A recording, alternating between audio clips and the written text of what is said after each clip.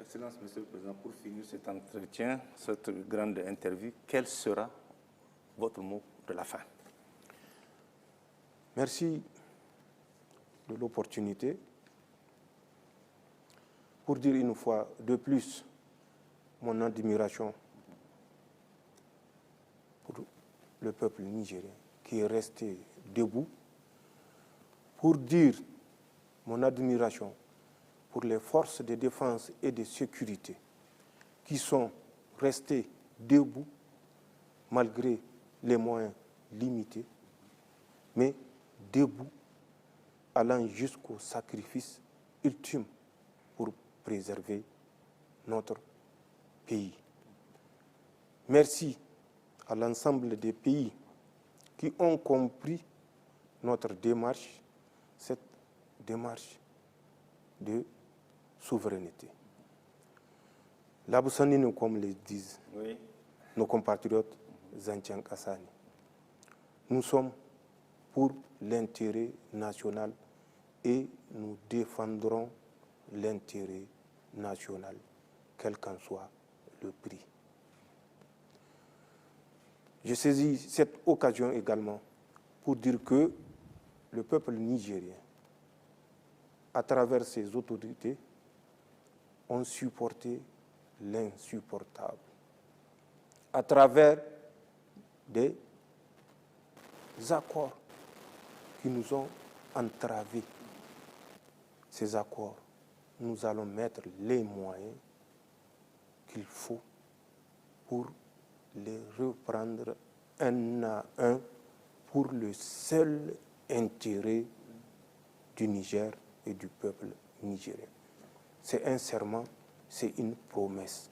Quel que soit le sacrifice, tous les accords qui ont empêché à notre peuple, à notre pays de bénéficier ou rentrer en possession de ce qui revenait de droit, que tous ces accords soient remis sur la table et que, soit avec le même partenariat, dans un esprit de l'intérêt national et de l'intérêt de l'investisseur, soit accepté ou rejeté si le partenaire juge qu'il ne peut plus se retrouver par rapport à la nouvelle ou aux nouvelles conditions que nous allons exiger.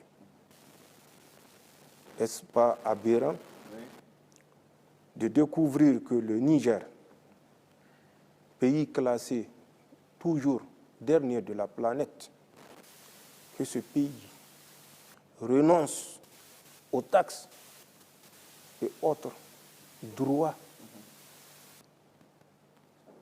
des entreprises françaises qui exercent au Niger sous le fallacieux prétexte et accord que les entreprises nigériennes qui seront installées en France bénéficieront du même traitement.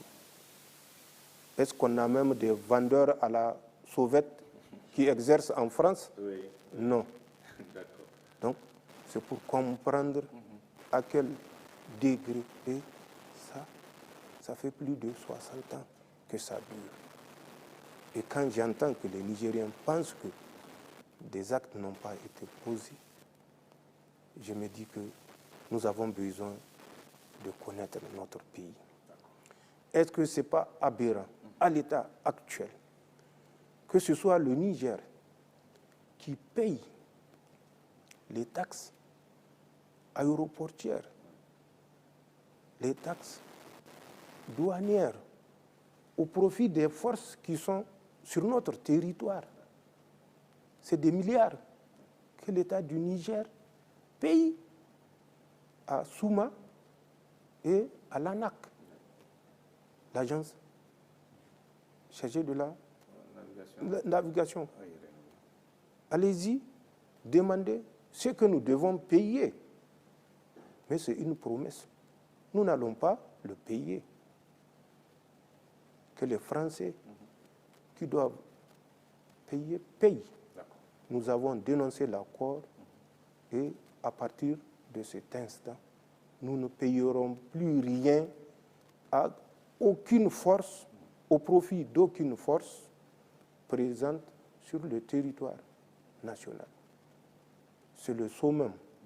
Que ce soit le pauvre qui paye les charges du riche. Est-ce que vous ne trouvez pas que c'est aberrant?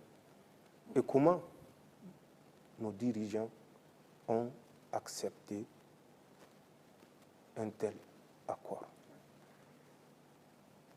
La raison ne nous permet pas de comprendre. C'est des domaines sur lesquels nous allons revenir, Inch'Allah, et dans d'autres domaines que vous me donnez l'opportunité de partager déjà avec nos compatriotes. Les jours à venir, Inch'Allah, seront édifiants. Mais les actes que nous avons déjà posés sont des actes qui ont perduré 60-65 ans et que tous les régimes qui se sont succédés n'ont pas osé attaquer. Nous les attaquerons et nous les remettrons en cause. C'est un serment et je crois que les premiers actes que nous avons posés sont de nature à prouver que ce que nous disons, ce n'est pas juste de la communication. C'est une détermination, c'est un serment et c'est un engagement irréversible, Inch'Allah. Merci, merci, Monsieur le Président, pour avoir répondu à toutes nos questions. Merci, merci à vous. Merci. Je vous en prie. Merci.